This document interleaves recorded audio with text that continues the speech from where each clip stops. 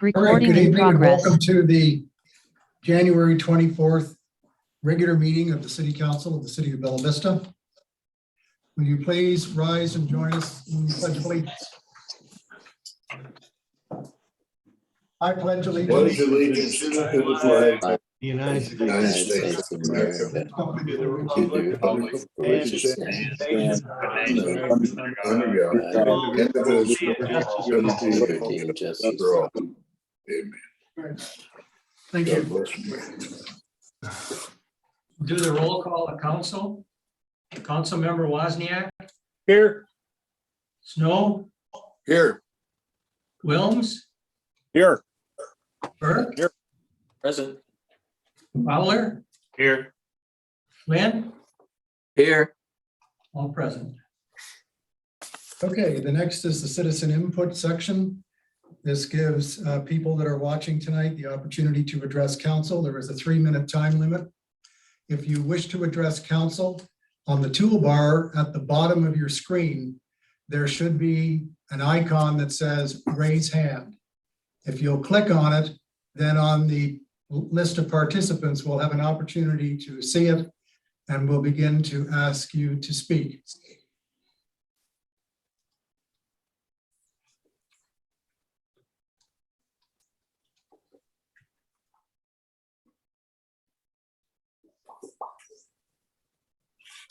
Okay, I don't see any hands.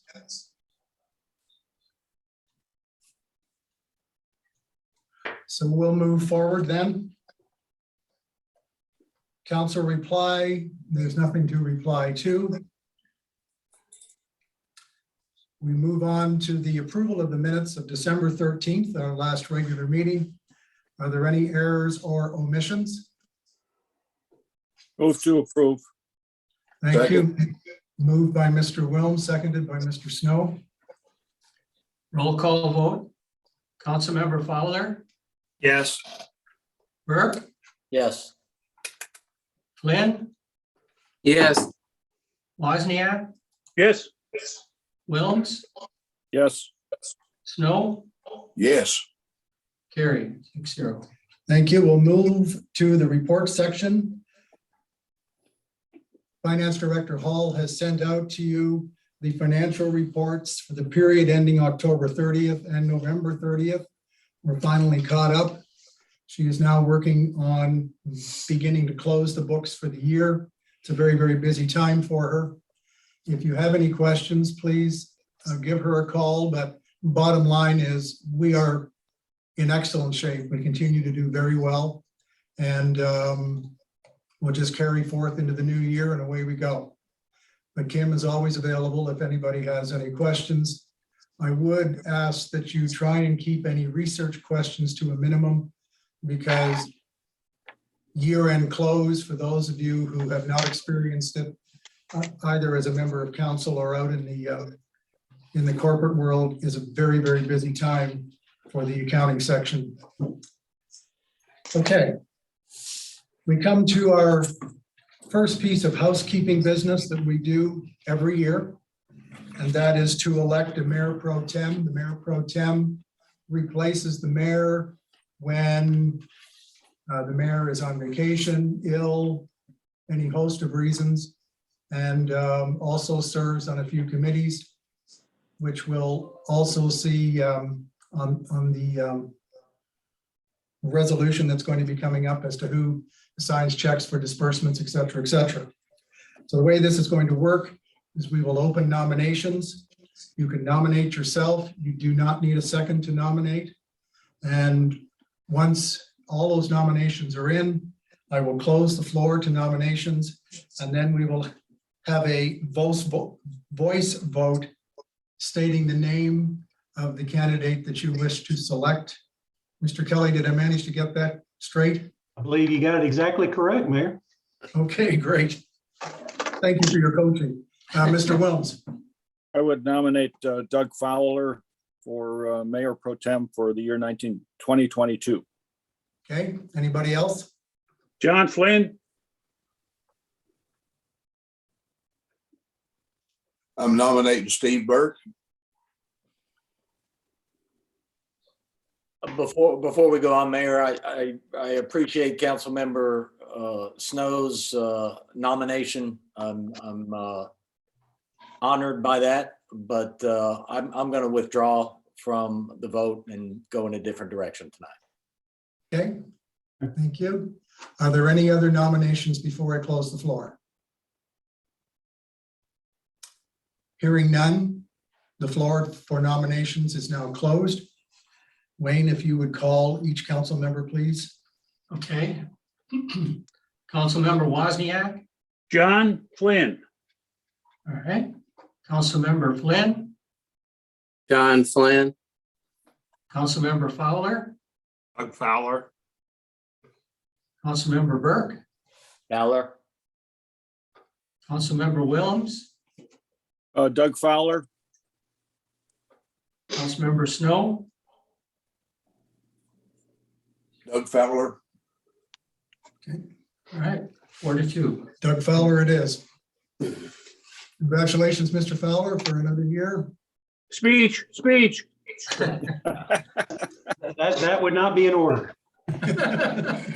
So Doug, that Okay. means that you can't, Doug, that means that you can attend for me on behalf of the other thing we talked about. I'd be happy to. Yeah, no worries.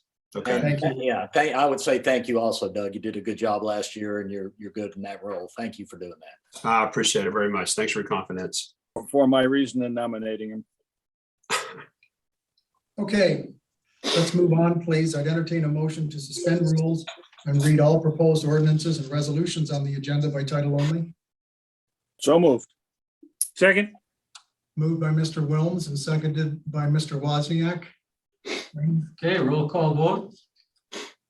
Fowler, Yes. Burke, Yes. Williams, Yes. Yes. Wozniak, yes, Snow, Yes. Flynn, Yes. carried 6-0. Okay, we have one piece of old business. It's an ordinance approving the vacation of drainage easement at 2 Reardon Road pursuant to section 107-37 of the Bella Vista City Code upon conditions. This is the third and final reading. If you remember, when we first started this process, we didn't have the full description, the legal description, so we just let it carry. In fact, if I remember correctly, we actually tabled it for a month as well. We now have those legal descriptions in. We have Mr. Tapp and his crew available, and also Mr. Williams is here as well. If you need to speak to someone from Craft and Tull, Mr. Kelly. Mayor, we do need to make an amendment to this. I sent out, there was a change, and then there was another late change, a proposed amendment to this ordinance, which addressed the pending issues. And this is what staff has requested as well. So we would request at this time that someone move to amend based on that amendment, which I emailed out earlier today to all the council, and get through that process and then move on to final consideration. I Thank would you. move to amend. Second, Mr. Wilms and Mr. Wozniak. Is there any discussion? Very Okay, well. roll call vote. Councilmember Snow, Yes. Flynn, Yes. Wozniak, yes, Williams, Yes. Fowler, Yes. Burke, Yes. carried 6-0. Okay, so that is the amendment. We now have to vote on the amended ordinance. Is there any further discussion or questions for staff? Hearing none, I'd entertain a motion to approve the amended ordinance. so moved. Second, Okay, I think that was Mr. Flynn and Mr. Wozniak. Was that correct? I believe so. Yeah, that's fine. Okay. Thank you. All right, roll call vote again. Councilmember Burke, Yes. Fowler, Yes. Williams, Yes. Snow, Yes. Flynn, Yes. Wozniak, Yes. carried 6-0. Okay, the next is an ordinance, new business, amending section 109-248 fence location of the Code of Ordinances of the City of Bella Vista to remove certain rear and side yard fence construction requirements and for other purposes. That was the first reading. Staff is requesting a move to third and final. There has been some last minute discussion about this ordinance. Mr. Kelly, could I call upon you, please? Well, I just became, Mayor, you informed me about 40 minutes ago, there was a potential for a proposed amendment to this related to the fence color issue. And that has not yet been offered. I don't know if it's going to be offered, but I can speak to that now or wait and see if that amendment actually gets offered. But my comments would be regarding the proposed amendment, but there's been nothing moved yet. So I don't want to waste everyone's time. It might be helpful at this time, Mayor, to have staff kind of explain this and what's actually pending before you regarding fence location and the Planning Commission process. And then I guess if a member wants to move to amend, then we can take it at that time. I just don't want to get into a discussion before anything happens. Very well, thank you. Ms. Robertson, is this yours? Yeah, Would you take us through on the Cliff Notes, please? for sure. Okay, so this is basically just a removal of one provision of code, and it would just remove the extra restriction, if you want to call it that, on corner lot property owners. Right now, corner lot property owners have an additional restriction to fencing in of any size or height, the side yard if it's along the right of way. And so staff is recommending to remove that and then just let height restrictions and the site triangle basically hold up public safety concerns and basically let corner lot owners have these same restrictions and or by right what they're allowed to do as every other property owner. So basically put the fence right on the side property line, just like everyone else can, as long as it's not in the side triangle and as long as it's not in the front plane, if it's over 3 feet tall. And then I just wanted to make a comment. Mr. Kelly said maybe talk about the planning commission items. So or how this came to you guys tonight. So any chapter 109 amendment or code change, or anything like that has to go to the planning commission for recommendation and a public hearing before the public, which also has to be notified to the public by a legal ad at least 15 days prior to the public hearing. So those are the steps that this went through, the one that's posted in the packet that's here before you guys today. It's already been posted by public noticing in the legal ad a month ago, and then it had its public hearing with the planning commission this month on January 10th. Or not January 10th, December 13th. Sorry, we took care of this one last month. So that's kind of the process that has to go if it's in chapter 109 to get here to you guys with the recommendation of planning commission. So that is right now. Thanks very much. Are there any questions for Ms. Robertson? Question, Mr. Snow?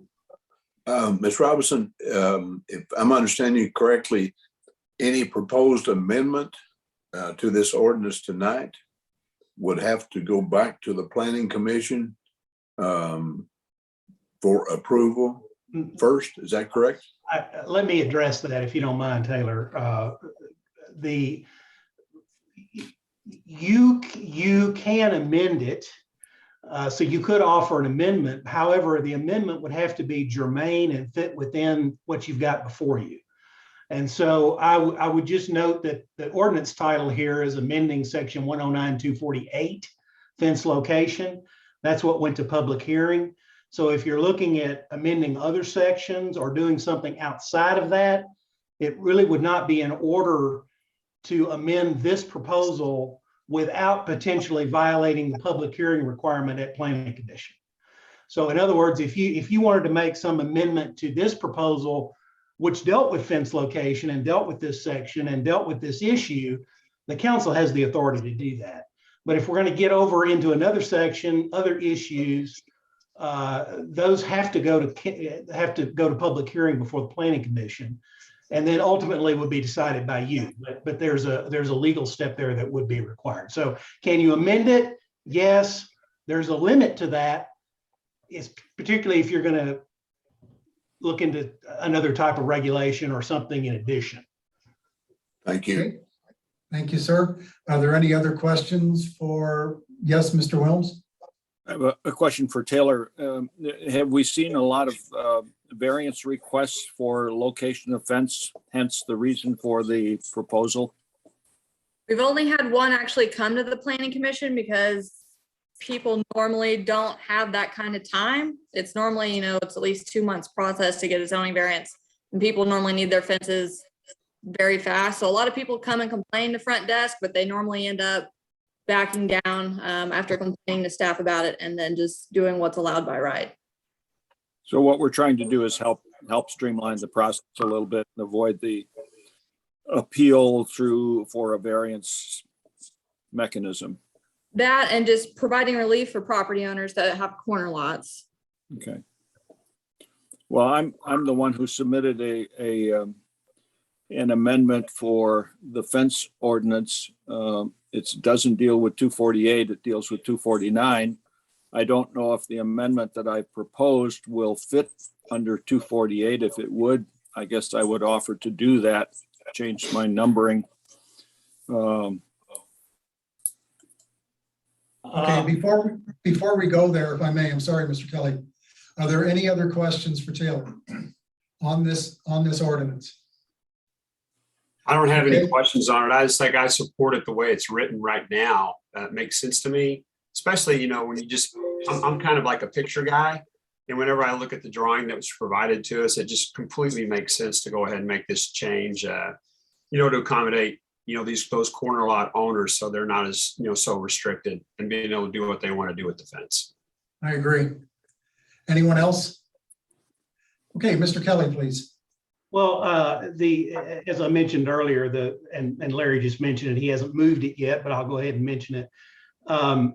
He has proposed a suggested amendment which would discuss fence color and purport to approve certain fence colors. And I don't have all of the text of that in front of me. It wasn't sent to me. I wasn't a part of that, but the mayor sent it to me. But let me make some general comments here, and then you all can take it for what it's worth. Number one, you cannot by ordinance, I know we all know what this is about. This is about the private ACC enforcing the private covenants against private property owners in Bella Vista regarding white fences. And so I'll just tell you that the city itself does not regulate the color of fences. The city cannot regulate the color of fences. So really, there's no ordinance we could adopt which would approve a color, because we don't have colors to begin with, nor could we dictate approval by or dictate conformance with private covenants in that way. So it would not work. So there's that. Secondly, and of course, I think this is a different issue than fence location, which we certainly have a right to regulate in terms of size and position, public safety issues of that nature, the traffic viewpoints and all of that we're concerned about with the fence.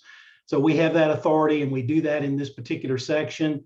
And so as we did discuss, I believe the proposal would not fit in 248, would be something, even if it were something we could do, that would have to go to the Planning Commission for a public hearing. And so it would not be in order as an amendment to the proposal tonight. I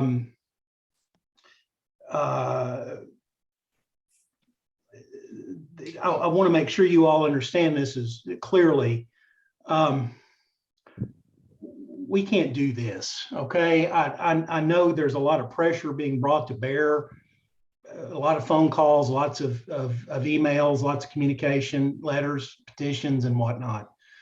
And I want to make a general comment on this issue since it's time to talk about it.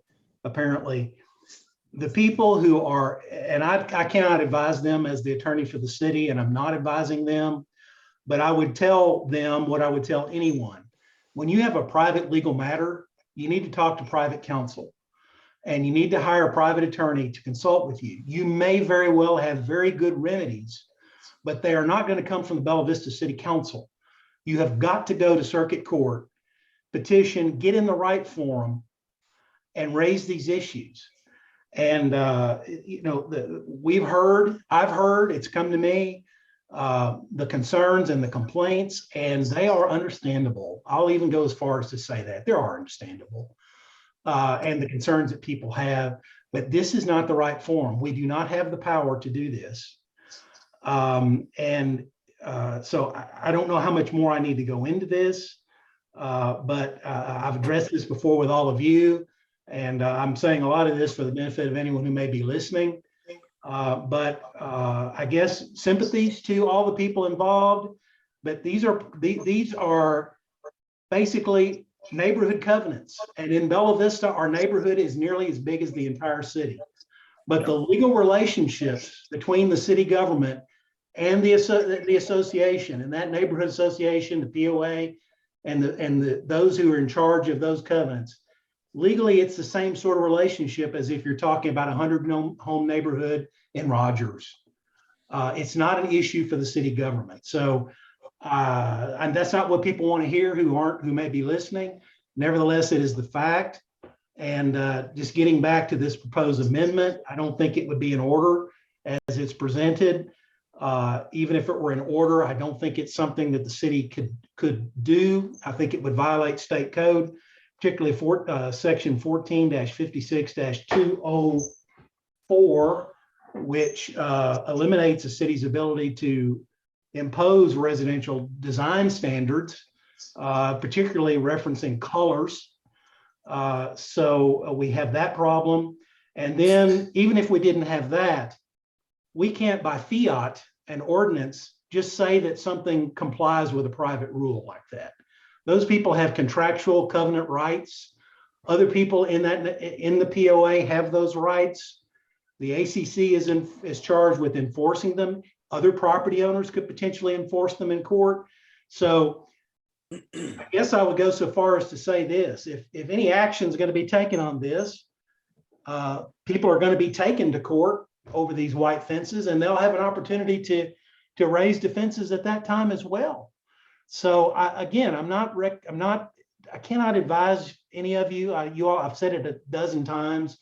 I just want to make it clear. I don't want anyone going to court saying the attorney for the city said, because that's not appropriate. I'm not saying anything other than talk to a private attorney, go to the right forum, and deal with the issue.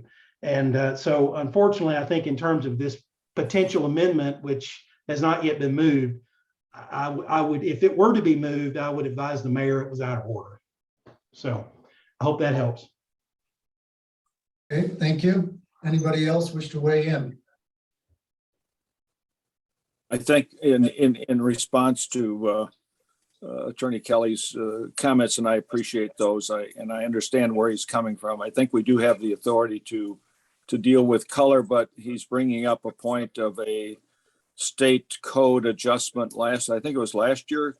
2019, Larry.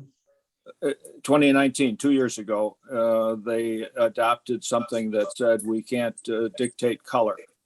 And so I don't know that we're dictating color here. We're saying it's okay for now, but it's got to change. But I'm just concerned about the discomfort and inconvenience and whatnot that any number of our residents are experiencing over the white fence issue.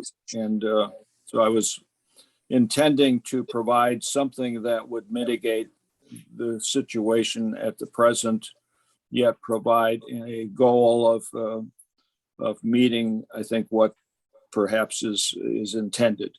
So I'll let it go at that. I will not introduce it as an amendment. Leave it sit. All right, fair enough. Anybody else? Mr. Fowler? So even had the amendment been proposed and put before us, I really wouldn't have supported it, just for reasons that Jason stated. And I said, we're not telling anyone in the city right now that they can't paint or have a white fence if they so desire to have that. Nowhere in any resolution or any ordinance that's there in the first place. So the residents, as far as we're concerned, they can have a white fence. It isn't us that's brought this issue forward. It's the ACC, right? But I will make a statement. that I don't understand the stance or the position or how they arrived at this on the white fences. I don't support it. I don't know why the ACC or the board members would want to pick a fight with the residents of Bella Vista at this particular juncture. It makes absolutely no sense to me. I'm a guy that when something is put before me in the community or an issue's been raised, and it's particular something that you can see, I'll go out and drive around and I'll go out and look at it and I'll develop my own perspective. And I did that over the last week. I actually was out doing it again today. And we actually received a letter from a lady in the community who was very concerned. She's had this little white fence for 25 years and shrubs are in front of it. She gave an address, so I went out and drove and I took a look. I could see absolutely no issue. Quite frankly, I can't see an issue with any white fence in the city. I don't get it. And what I will say is, as I was driving through that neighborhood, I noticed that there are a couple of front porches and they're not that far apart. And you walk out the front door, again, their porch is raised, and then they have white railing all down that front porch. And then I look around and I see white shutters. The net of it is I look around, I see a lot of white out there. And the railing on these two front porches looked a lot like the little white fence in front of this lady's house, right? But also as I'm driving around, I see a split rail fence partially fallen down. I see another wood fence. It's falling down. So I don't understand the focus on white fences whatsoever when there are a lot of other issues, and fences that may be able, to be addressed.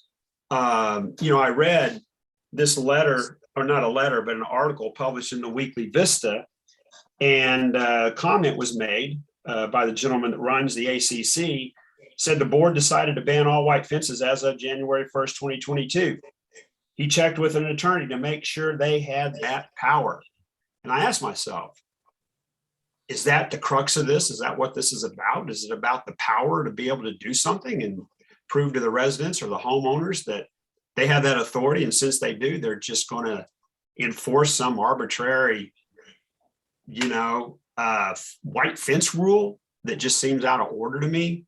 So anyway, I just wanted to make a statement because I've received a lot of feedback that if I don't support putting a line in our ordinances, then I'm supporting what the ACC is doing, and I don't.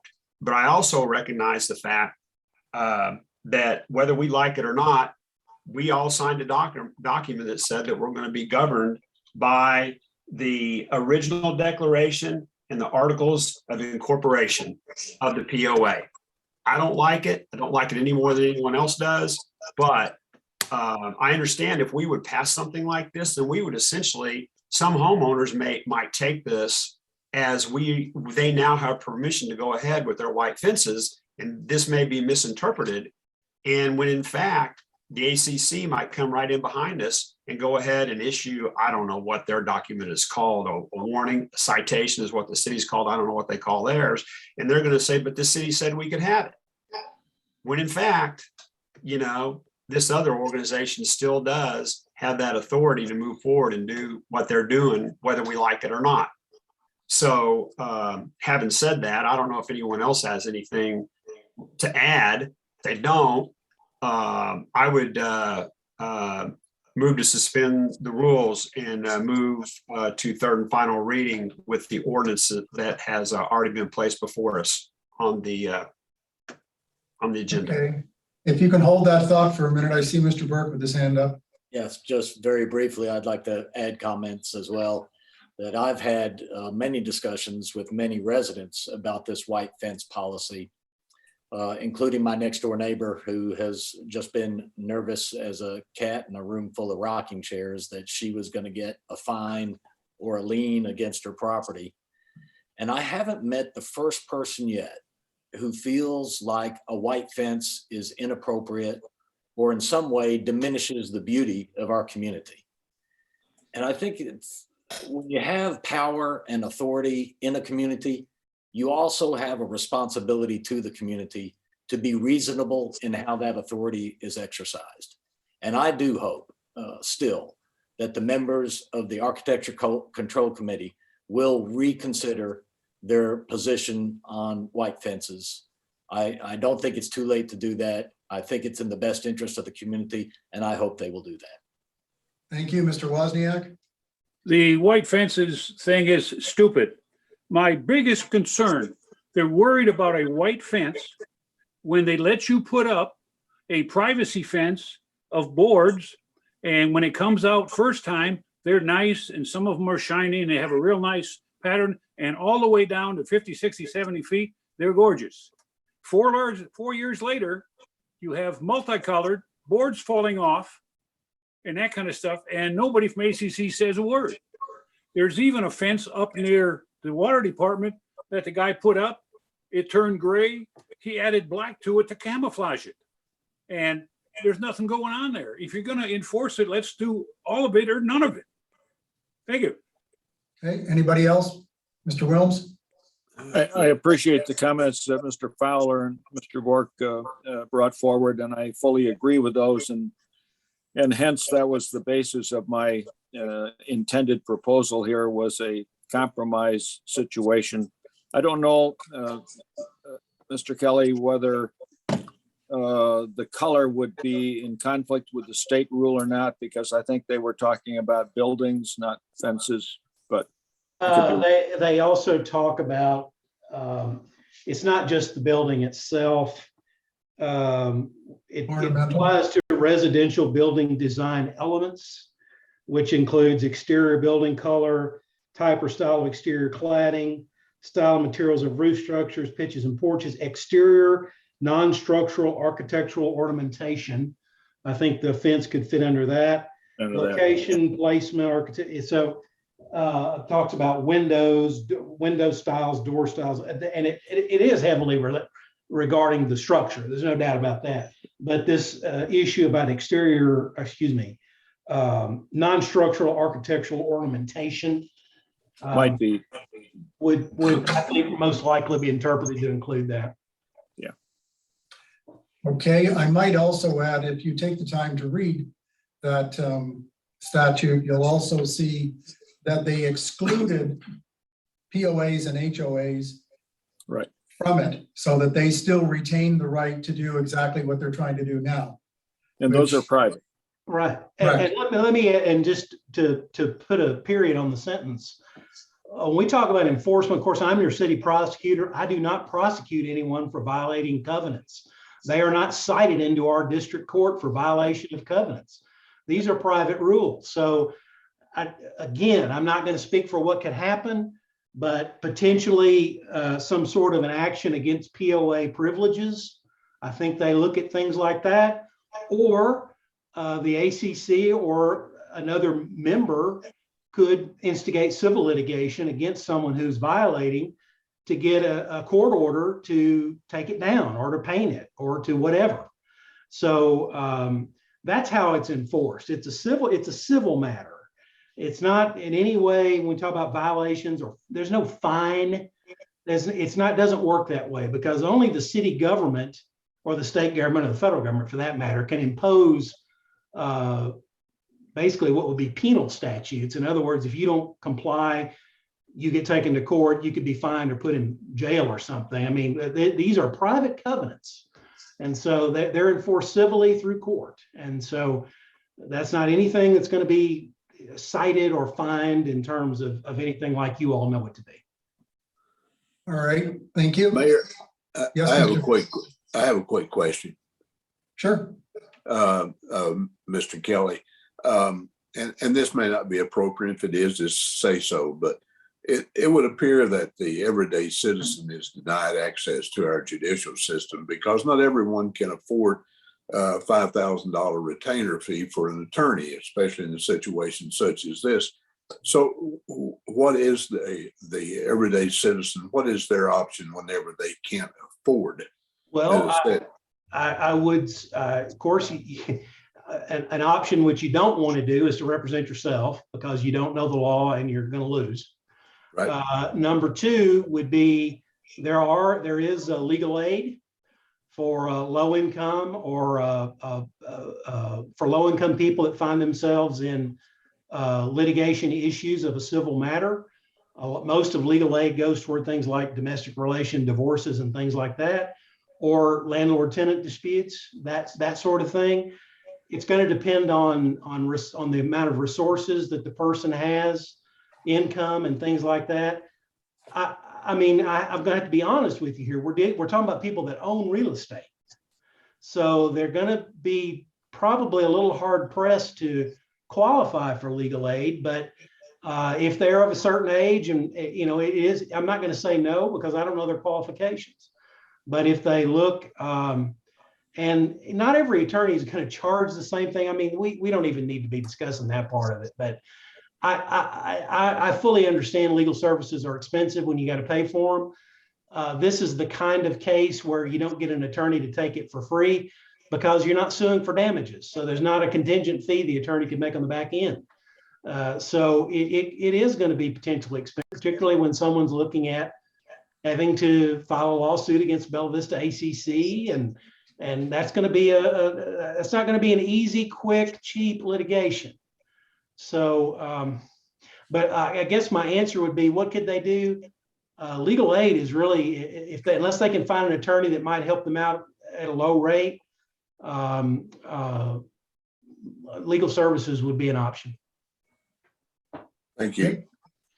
Thank you. All righty. Yes, Mr. Flynn.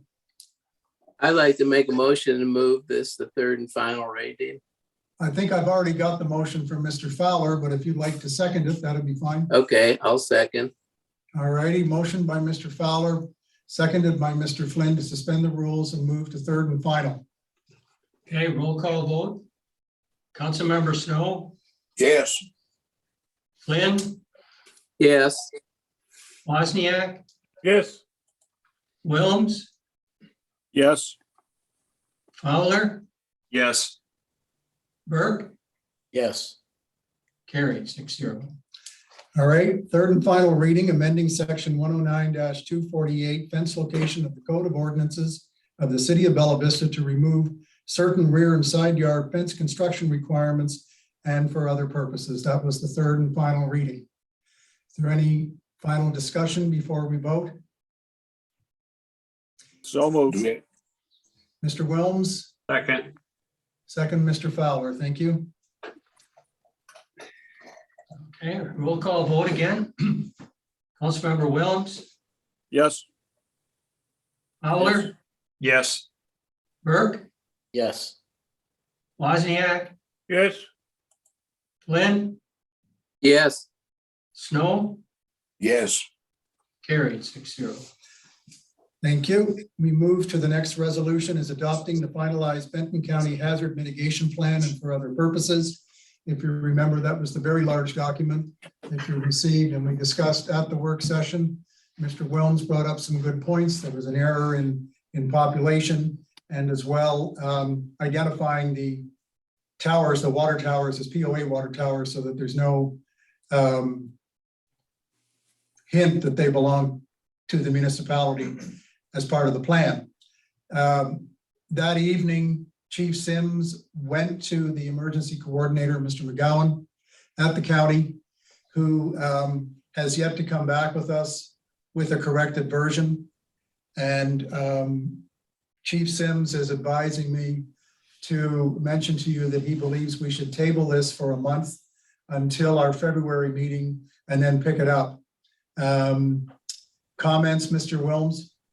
I spoke to people at the county emergency management, and they indicated that while it's important that we move forward in approving this, it's a document that's needed because the one they're working under has expired literally with the federal government. So we need a new document, but we're not under pressure to approve it tonight. We do have, I think, 60 or 90 days to act, and so I'm would make the motion to table it until the next meeting in February. Second. Thank you. Second by Mr. Burke, and it is 90 days. You're right, Mr. Wilms. Is there any further discussion on the motion to table? Mr. Jurtson? Okay. On the vote to table, Councilmember Snow, Yes. Flynn, Yes. Wozniak, Yes. Wilms, Yes. Fowler, Yes. Burke, Yes. carried 6-0. The next resolution is designating authorized dispersing officers and municipal depository board for the city of Bella Vista for calendar year 2022. This too is an annual housekeeping item that we need to address. If you look at the actual resolution for the signing of disbursements, it's myself and the finance director, and in the event that one of us is not available, it's the mayor tempore, which is Mr. Fowler, also city clerk Jurtson, and our police chief Graves, and also council member Wozniak. Also, there is the municipal depository board that meets from time to time. This is the board that looks at our investments. And if there's been a call on one of the investments or it's about to expire, then we are usually notified by Cruz, who is our investment company. And then the board meets very quickly and we go through their recommendations as to how we should move the money. So that's in a nutshell, the municipal depository board, which at the moment is myself, finance director Hall, and city clerk Jurtson. If you want, you can amend some of the names on here or let it fly the way it is. The floor is open.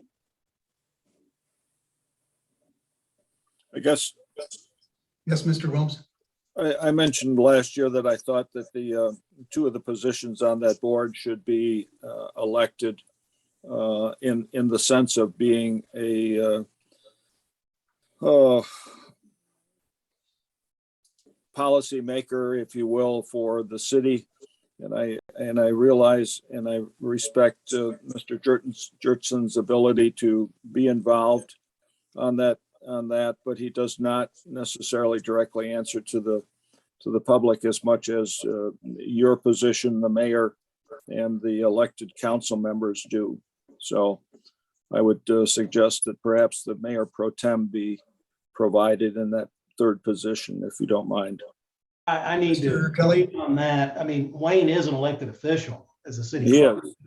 is. I agree. So there's that. I mean, there is a state statute that sets the required membership of the state of these depository boards. And it's going to take me too long to find that as we sit here at this meeting in terms of the required people involved. If there's any, I would just say this, if there's any desire to change the proposed membership of the depository board, I would ask that you table this so I can have a chance to review it, make sure that whomever we're considering is legally qualified. It may be that members of the council are not permitted on that particular board because it is sort of an administrative function, but I can't speak to that as I sit here right now, and I'm unprepared to answer it without doing a little bit of research. It's been too long since I looked at it. I know when we set it up this way, we had the mayor, the finance director, and the clerk. It's always been that way.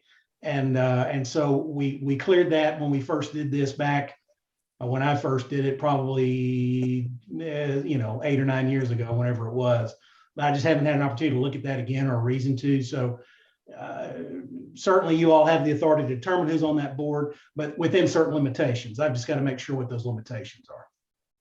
Mr. Kelly, if we table this, are we in any way jeopardizing the ability to sign disbursements? Potentially. I mean, our existing authorization terminated at the end of 2021. So obviously the bank still has the signature cards, but we really do need to address this. You can always amend it later or offer something different later. But I do think we do, at least as to section 1 regarding the signatures required on the checks, we need to make sure we've got that authority clear starting in 2022. Mayor, Mr. Flynn? I make a motion to approve as written. Second. Yeah. I have a motion on the floor, seconded by Mr. Wozniak. Is there any discussion? Mr. Wilms, you had your hand up. I did, and I would ask Attorney Kelly to come back and provide us with interpretation so we can settle the issue or at least respond to my concern about. I will, and as we continue, I'll try to find that statute. Otherwise, I'll send you an email. Thank you. Great. Thank you, Mr. Please, Snow. please copy everyone. I will. Mr. Snow. I was just about to make a motion that we accept as is. Okay, thank you. That is on the floor at the moment. Is there any more discussion? Seeing none, Mr. Gertson. All right. This is to pass it as shown in your packet. Councilmember Snow, Yes. Flynn, yes, Wozniak, Yes. Wilms, Yes, Fowler, Yes. Burke, Yes. carried 6-0. Thank you. The next resolution awarding bid and authorizing the mayor and city clerk to enter into a 5-year contract with Time Striping, Inc. in variable amounts is provided in the bid for street striping and placement of pavement markings for the street department. As you know, we usually go into 5-year contracts for striping, as Superintendent Button described at our work session. We did have a problem last year. There wasn't much paint. And as he mentioned to you, there really is only one company that does it, and everybody goes to Time Striping to get it done, or to acquire the ability to be able to stripe the roads. And we have some, such as Lambeth and Spanker, that really need to be striped. And Mike has been assured that this year there is actually paint, which is nice. However, are there any questions at all? I'd like to make a motion to approve. Mr. Second. Fowler, second, Mr. Wilms. I have a question, Mayor. Yes, sir. The question would be is on high, I know we don't choose to use the high quality epoxy paints or polymer paints that the state does on all of our streets. And I do understand that, but I would suggest that we would consider doing that on high volumes, local city streets to provide better longevity and to maybe in the long term save us some dollars. Okay, Mr. Flynn, would you take that back to the street committee, please? sure, yeah. All right, thank you. Thank you. Thanks, Mr. Wilms. Anyone else? Okay, Mr. Gertson. All right. Councilmember Burke, Yes. Fowler, Yes. Wilms, Yes, Wozniak, Yes. Flynn, Yes, Snow, Yes. carried 6-0. Thank you. The next resolution authorizing the mayor and city clerk to enter into contract with G&W Diesel Services, Inc., emergency vehicle specialists through the Houston Galveston Area Council Cooperative Purchasing Program in the total amount of $1,255,085 for the purchase of a Pierce Enforcer 107-foot aerial fire truck with associated equipment for use by the fire department. If you approve it this evening and the order is made, this will be delivered sometime in 23. So it's not going to happen quickly. Mr. Kelly? Yes, I emailed out this afternoon. A prior version of this proposal ended up in the agenda. And the one that's in your agenda talks about the down payment, which we are not doing. And so the correct version was emailed out to you, which takes out that section 2. And so I'm going to ask that someone move to amend to comply with that amendment that I drafted and sent to you to remove that section 2. And that's just for housekeeping, but it is there. We had talked about down payment at one point and then we changed it, but we ended up getting the wrong one in the packet. So we just need to fix it. Okay, Mr. Wilms? I would move to amend the resolution per Mr. Kelly's discussion. All Thank right, you, seconder. I'll second it. Mr. Fowler, any discussion on the amendment? Mr. Gertson, you're voting on the amendment. Voting on the amendment. Mr. Snow, Yes. Flynn, yes, Wozniak, Yes. Wilms, Yes. Fowler, Yes. Burke, Yes. amendment carries. Thank you. Now we move into voting on the amended resolution. Is there any discussion? May I have a motion to approve? Will it be Mr. accepted? Wilms, Mr. Second, Wilms and Mr. Snow. Thank you. a question, Mayor, will there Sir. be any difference in the cost at the end of the road by not having a down payment? $12,000. That's why it really wasn't attractive to put a down payment, Okay, because there just wasn't enough savings. thank you. You're welcome, sir. Anyone else? Okay, Okay, vote on the amended version. Councilmember Burke, Yes. Fowler, Yes. Wilms, Yes. Wozniak, Yes. Flynn, yes, Snow, Yes. carried 6-0. thank you. The final resolution of the evening is authorizing the mayor and city clerk to enter into a contract with Superior Automotive Group for the purchase of a Chevrolet Tahoe, a Chevrolet 1500 four-wheel drive pickup truck, and a Dodge Ram 2500 four-wheel pickup truck pursuant to a state procurement contract in a total amount not to exceed $105,000 for the police department. If you have any questions, Chief Graves is with us this evening. Seeing none, I'd entertain a motion to approve. All of this, by the way, is in the approved 2022 budget. Budget. I make a motion to approve. Thank you, Mr. Fowler. And Mr. Wozniak seconds. All right, roll call vote. Councilmember Wozniak, Yes. Snow, Yes. Burke, Yes. Fowler, Yes. Flynn, yes, Wilms, Yes. carried 6-0. Thank you. Meetings and announcements. The next city council work session will be Tuesday, February 22nd at 5:30 PM. The next regular meeting of the city council is Monday, February 28th at 6:30 PM. The planning commission work session will be February the 3rd at 4:30 PM. The planning commission regular meeting will be February 14th at 4:30 PM. And the Board of Construction Appeals, if necessary, will be February the 8th.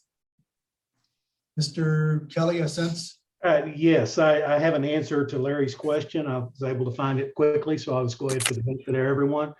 Great. Arkansas Code 19-8-106 regulates depository boards for both county government and city government. And so here's what it says.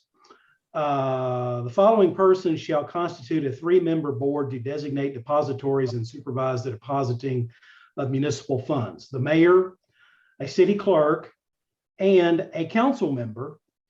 Then in subsection 2, it says, although the board may not total more than 3 members, the city council may replace one of the 3 board members listed in subdivision 1 of this section with the city finance officer. So what we've done in the past, and this comes to mind now, so we can have the mayor, the clerk, and a council member. We have substituted the council member for the finance director and had mayor, city clerk, finance director. But you're not limited in doing that. You can replace any of those 3 positions with the finance director. So in the future, if you want to not have the mayor on it and have the finance director and have the city clerk and a council member, you can do that. Or you can have the mayor and a council member and the finance director and not the city clerk. Or you can do it the way we've done it. So sorry, I didn't have more of an answer on that before, but that's in section 19-8-106. Thank you, Mr. Kelly. Yeah. Thank you, sir. Mayor, Yes, sir. I would like to make Mr. Flynn aware that I would like to attend that street committee meeting on the 27th. I think Mr. Wayne need to be notified of that. Yes, he does, sir. That has to be published as a meeting, as a public meeting of council. When does that meeting occur? I have a question for you, Jerry. Is that even though it's going to be by Zoom? Yes. Okay. I think Mr. Wilms has a question, Mr. Flynn. Yeah, It's this Thursday at 2 p.m., Larry. okay. Do you, since it'll be noticed, you should probably notice all of the council members. Is that right? About the Zoom meeting? That's a Zoom meeting? And it would be noticed to the entire public. So, Okay. so there's going to be public notice. And if you want to be on that list, Wayne can put you on there. Okay. Not to speak for Wayne, but I know that's what he would do. So What is the purpose of the meeting?